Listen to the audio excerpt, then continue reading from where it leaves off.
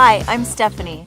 Probably the biggest difference between riding an adventure touring motorcycle and a street motorcycle is when you go off-road, most of the time you're going to be riding on dirt or gravel. That completely changes your traction and opens up a new way to steer the motorcycle. So today, we're going to talk about controlled loss of traction and rear wheel steering.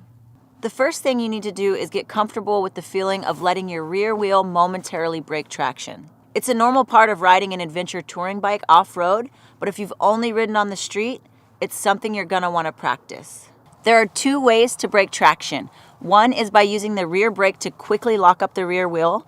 The other is by using a little blip on the throttle to break the rear wheel loose for an instant. To use the braking technique, approach the obstacle in the standing position, balls of feet on footrest, body centered, head and eyes up, elbows up and out, back arched, knees bent against the motorcycle. As you approach the obstacle, shift your weight and press the grip to initiate some lean and firmly press the rear brake pedal. The motorcycle will slide sideways initially away from the intended direction, but this will point the motorcycle toward the new intended direction. With proper timing, release the rear brake pedal and gently roll on the throttle to move past the obstacle. The technique of using the brake to create a controlled loss of traction is very speed dependent, and it is less effective at very slow or very fast speeds.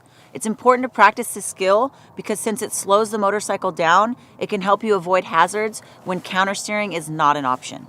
Sometimes, like when you're riding uphill or through terrain where you need a small course correction in limited space, using the throttle to spin the wheel and break traction is a great option. From the standing position, initiate the lean by shifting your weight to the opposite side of the skid and give a little blip to the throttle to break the tire free. Initially, the tire will slide in the opposite direction, but it will point the bike in the direction you want to go. With proper timing, roll off the throttle to straighten up the bike, and you're on your way around the obstacle.